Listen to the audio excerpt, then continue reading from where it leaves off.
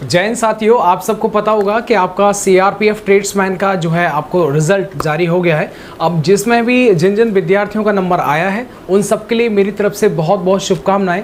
आगे की जो आपके स्टेप बचे हो उनके लिए आप तैयार रहें। बहुत जल्दी जो है आप देख पाएंगे कि इसका जो अगला जो ट्रेड टेस्ट है, डीबीपीएसटी है, फिजिकल है, बहुत जल्दी जो है वो कंडक्ट होने वाला है। तो आपका इस ट्रेड्समैन भर्ती से संबंधित सारे सवालों के जवाब मैं यहाँ पर लेकर के आया हूँ। देख सकते हैं ओवरऑल मेरे पास में 10 पेजेस हैं जो आपके बहुत सारे डाउट को यहाँ पर ख़त्म कर देंगे। मतलब आपका इस भर्ती से संबंधित कोई भी डाउट रहेगा नहीं। सबसे ज़्यादा जो क्वेश्चन आ रहा है कि साहब इसका जो सेकंड लिस्ट आएगा या फिर नहीं आएगा, उसको भी हम बात चर्चा कर लेंगे। ऐसा नहीं हुआ है कि नहीं आया, वो पहले भी आ चुका है, तो हम आगे बात करेंगे।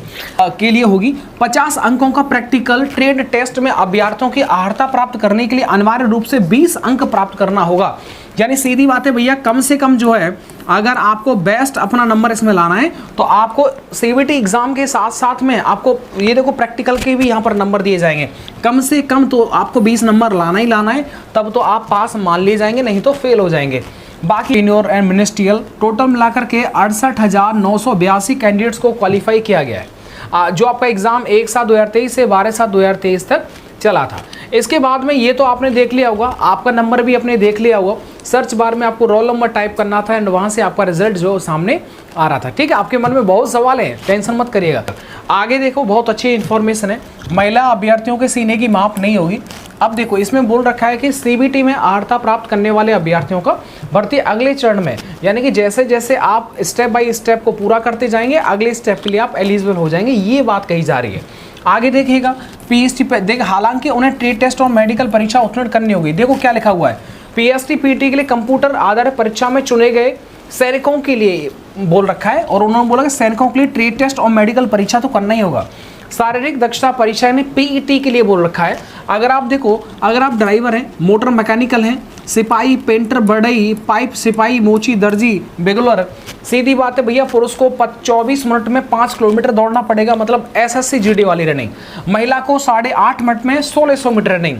टिप्पणी लिखा हुआ है लद्दाख क्षेत्र से संबंध अभ्यर्थियों के अलावा अन्य अभ्यर्थियों के लिए सारी चीजें दे रखी हैं। अगर आप इस वाले देखो, कुर्क हैं, जलवाहक हैं, पानी वानी पिलाने वाले, नाई हैं या फिर हेयर ड्रेसर हैं, धोबी हैं, सफाई कर्मचारी हैं, तो इसमें 10 मिनट में 1600 मीटर का रनिंग करना होगा पुरुष को, और 12 मिनट में 1600 मीटर करना पड़ेगा। आगे देखिएगा, आगे आगे आगे आगे देखिएगा क्या लिखा हुआ है। बहुत ज़्यादा जो चीज़ें हैं वो आपके लिए ज़रूरी हैं, इनको आप थोड़ा सा देख लीजिएगा। देखिएगा आगे लिखा हुआ है कि पायनियर विंग के लिए सिपाही, मेसन सिपाही, प्लम्बर सिपाही, इलेक्ट्रीशियन के लिए 9 मिनट में 1600 मीटर सभी अभ्यर्थियों के लिए डाटा जो है बोल रखा है। आगे देखिएगा पायनियर विंग के लिए आगे देखो सिपाही, प्लम्बर, ये सब चीज़ें 5 मिनट में 800 मीटर का रनिंग करना पड़ेगा, और यहाँ पर जो महिलाओं के लिए यहाँ पर नहीं दे रखा है। आगे देखिएगा ये वाला जो टॉपिक है वो आपने पढ़ लिया होगा। इसमें देखो बहुत ज़रूरी है, ये जो आपको ट्रेड टेस्ट है वो अच्छा ही करना है, क्योंकि इसमें आपको नंबर भी मिलेगा। ठीक है, नंबर भी मिलेगा। यहाँ पर आपको सीधे सीधे देखो, एक चीज़ मैं हाईलाइट करके आपको दिखा देता हूँ जो आपके लिए ज़रूरी है। यहाँ पर आप देखिएगा जिन अभ्यर्थियों को शारीरिक मानक यानी लंबाई सीना में अगर आपको अयोग्य कर दिया जाता है तो वहां पर पीठासीन अधिकारी होते हैं, वहां पर आप जो है अपील कर सकते हैं और दोबारा से वो सारी चीजें दोबारा से जो नपाई हो सकती है। लेकिन दौड़ में ऐसा नहीं होगा, ऐसा नहीं आपने रनिंग एक बार मार दिया बोले जी ना जी दोबारा होना चाहिए जी, ऐसा नहीं हो सकता। हाइट में, चेस्ट में इसमें गड़बड़ हो सकता है तो उसके लिए अपील कर सकते हैं। आगे देखो सीबीटी, पीएसटी, पीईटी में अर्हता प्राप्त करने वाले अभ्यर्थियों के पूल से अभ्यर्थियों का ट्रेड टेस्ट के लिए शॉर्टलिस्ट किया जाएगा। ट्रेड टेस्ट व्यवहारिक मूल्यांकन के माध्यम से आयोजित किया जाएगा। ठीक है, व्यवहारिक मतलब आप एक तरह से समझ लो इंटरव्यू टाइप का। आगे बोल रखा है अर्हता प्राप्त करने के लिए आप देख लीजिएगा, यहाँ पर जैसे ड्राइवर के लिए क्या बोल रखा है, ड्राइविंग टेस्ट का ज्ञान होना चाहिए, हल्के भारी वाहनों इत्यादि में हैंडलिंग, ड्राइविंग, पार्किंग, रखरखाव का होना चाहिए। फिटर के लिए देख लीजिएगा, ऑटोमोबाइल फिटर या औजारों से संबंधित ज्ञान होना चाहिए। बिगलर देखो, बिगुल बजाना आना चाहिए, संभालना या रखरखाव, ये सब आपको सीखना पड़ेगा। ठीक है, ये आप देख लीजिएगा आपके आसपास या फिर कहीं पर कैंट एरिया पड़ता है वहां पर आप सीख सकते हैं। दर्जी के लिए सीधे बोल रखा है कर्मियों का माप लेना, माप तोल कैसी है और कपड़ा सिलाई विलाई ये सब आपको आना चाहिए। आगे देखो मोची के लिए उसके अपने ट्रेड का ज्ञान होना चाहिए, जूते पॉलिश कैसे करते हैं वो होना चाहिए, औजारों का रखरखाव, चमड़े को काटना, जूतों की मरम्मत, नए जूते बनाना, पुराने जूतों को नए करना, ये सब भैया जूतों वालों का काम। आज देखो बढ़ई के लिए औजारों को संभालना, वही दरवाजे खिड़की फिटिंग ये सब आना चाहिए। पेंटर के लिए रंग रोगन का पूरा काम आना चाहिए, बैनर बोर्डिंग कैसे साफ साफ अक्षरों में लिखे जाएंगे। माली के लिए देखो पौधारोपण का ज्ञान होना चाहिए कि भैया किस तरीके से बीजों को बोया जाता है, कौन से सीजन में कौन कौन सी फसलें उगाई जाती हैं, ये सब का ज्ञान। देखिएगा ब्रास बैंड में सीधे वाद्य यंत्र बजाना आना चाहिए। ब्रास बैंड तो आपसे बजवा लेंगे, ठीक है, बाजा बजा के दिखाओ, ठीक है। अब उसमें बाजा बजा के दिखाओ, पेपर तो पास कर लिया, लेकिन उसके लिए भैया कम से कम व्यवहारिक ज्ञान तो होना चाहिए, उसके लिए आना तो चाहिए बाजा बजाना, नहीं तो फिर वहीं से बाजा बज के वापस आ जाओगे। पाइप बैंड भी आपको बजाना है। रसोईया में देखो 100 व्यक्तियों के लिए चपाती और चावल, सब्जी, दाल, चावल, ठीक है, इडली इत्यादि बनाना, मीट मछली अंडा खीर बनाने का ज्ञान आपके पास में होना चाहिए। जब आपका टेस्ट होगा तो 100 बोलेंगे भाई ये आपके लिए राशन दे दिया, चलो जाओ खाना बना के लाओ। आगे देखो जल वाहक के लिए बर्तन धोना, आपको बर्तन साफ करना है। अगर आप इस ट्रेड में एग्जाम क्वालिफाई किया है तो लगभग 100 व्यक्तियों के लिए रोटी बनाने के, आटा गूंथना, सब्जी इत्यादि काटना, मतलब एकदम जो है वो घर वाली फीलिंग आपको यहाँ पर देखने को मिलेगी। नाई के लिए सीधी बात है, नाई हर तरीका से पुरुषों का बाल काटना, शेविंग करना, हेयर ड्रेसर औजारों का चलाना, महिलाओं के बाल काटने की जानकारी पूरी की पूरी होनी चाहिए। आगे देखिएगा धोबी के लिए कपड़ों की धुलाई, वैसा ऊनी, टेरिकोट, वर्दी कोई भी टाइप का हो, एकदम साफ एकदम मामला। सफाई कर्मचारी फर्श खुले और झाड़ू लगाना, शौचालय बाथरूम इत्यादि का भैया एकदम चमका देना है आपको। मैसन के लिए देख लीजिएगा राजगिरी के काम का ज्ञान होना चाहिए, ये सारी चीजें। प्लम्बर देखो पाइनियर के लिए प्लम्बरिंग कान उपकरणों का चलाना, भवन की ऊंचाई के अनुसार पानी का दबाव, जीआई पाइप नल को जोड़ना, ये सब प्लम्बर का काम।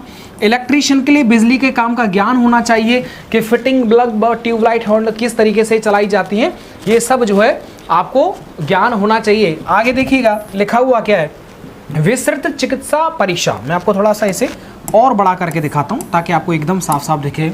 देखिएगा सीधे सीधे बोल रखा है कि आपका मेडिकल परीक्षा होगा। पुनर्चिकित्सा परीक्षा के लिए आपको अगर गुजरना है तो देखो RME और साथ ही में ये पूरा का पूरा आप जैसे होता है ना, सीधी सी बात है, एक तो DME एक RME होता है। अगर आप मेडिकल में अनफिट हो जाते हैं तो आपको री मेडिकल मिल जाता है, वही बात यहाँ पर लिखी गई है।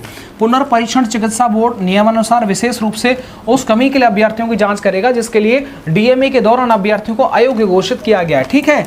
यानी पहले आपका DME होगा, ठीक है, फर्स्ट मेडिकल, फेल हो जाएंगे तो आपको री मेडिकल मिल जाएगा, सीधी सीधी बात है ही क्या इसमें, ठीक है। आपको RME मिल जाएगा, ठीक है, री मेडिकल एग्जामिनेशन मिल जाएगा। यदि अभ्यर्थी लास्ट वाले यानी दूसरा जो री मेडिकल हुआ उसमें फिट पाया जाता है तो उसका नाम अंतिम योग्यता सूची में ऐड कर दिया जाएगा। अगर अयोग्य होता है तो सीधे सीधे अयोग्य घोषित कर दिया जाएगा। यहाँ पर आप देखिएगा जरूरी चीजें नोट करते जाइएगा। आपको ये सारी चीजें भाई, अब तो आपने पेपर पास कर लिया, अब तो आराम से देख लीजिएगा और वीडियो को कर दीजिएगा लाइक। अब आप टेंशन फ्री होकर कुछ समय एकदम अच्छे से गुजारिएगा। चयन भर्ती का आपको पता रहना चाहिए कि आपको पहले पेपर दिया, फिर PST PE ट्रे टेस्ट होगा, दस्तावेज का सत्यापन होगा, फिर उसके बाद में आपका मेडिकल हो जाएगा। CBT में नीचे जो कट ऑफ दे रखा है ये कम से कम बनता है। देखो सिपाही तकनीक ट्रेड्समैन के लिए कम से कम 30%, ये सब वैसे लिखा रहता है, बाकी इसका कोई मतलब नहीं होता है। बहुत सारे विद्यार्थियों को छांट रहे हैं तो भैया कम से कम 90% तो 30% 25% तो ला ही देते हैं नॉर्मली, इस सब का विशेष कोई वैल्यू होता नहीं है। अब देखिएगा, अब आगे बोल रखा है कि अब देखो इसको बहुत अच्छे से समझना कि PST PET के लिए शॉर्ट लिस्टेड किए गए अभ्यर्थियों की संख्या कंप्यूटर आधारित टेस्ट में उनकी मेरिट रिक्तियों की संख्या का लगभग 8 गुना जो है वो होगी, ठीक है। 8 गुना जो बच्चे हैं वो जो आगे के लिए प्रोसेस किए जाएंगे। ट्रेड टेस्ट के लिए शॉर्टलिस्ट किए जाने वाले उम्मीदवारों की संख्या रिक्तियों की संख्या का लगभग 8 गुना होगी और दस्तावेज सत्यापन और DME RME के लिए शॉर्टलिस्ट किए जाने वाले उम्मीदवारों की रिक्तियों के लगभग 2/3 गुना होगा। तो ये पूरा का पूरा मामला जो है आपको RPF की ऑफिशियल वेबसाइट पर आपको देखने को मिल जाएगा, ठीक है। अब बात करते हैं साहब, ये को थोड़ा बता दीजिएगा, क्या इसका दूसरा मेरिट आएगा, क्या इसका दूसरा जो मेरिट है, जो सूची है वो लगेगा क्या?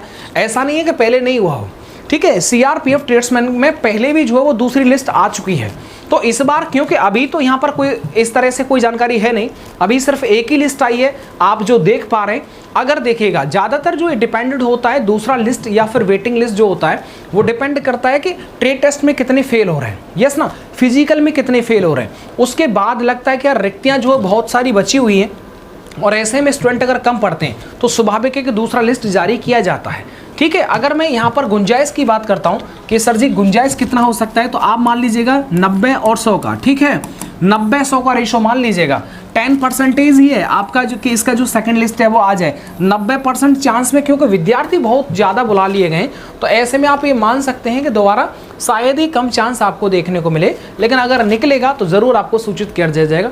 आपको अगर इससे संबंधित कोई जानकारी चाहिए तो आज ज़रूर कमेंट कर दीजिएगा। बाकी कहूँगा एंजॉय करिएगा, नौकरी आपका एकदम फर्स्ट स्टेप आपने क्वालिफाई किया है, तो बिगुल बजाना, ये सारे काम काज, इनसे संबंधित ट्रेड टेस्ट से संबंधित जितने भी डॉक्यूमेंट आपको बनवाने, अगला वीडियो बता दूंगा कौन से ट्रेड के लिए कौन सा डॉक्यूमेंट होना ज़रूरी है, उन सब चीज़ों को आप सीख लीजिए। भाई देखो, एक तो एग्ज़ाम ही बहुत मुश्किल से क्वालिफाई होता है, बाद में आप अपनी गलती से निकल जाएं, और इससे बड़ा दुख नहीं होता।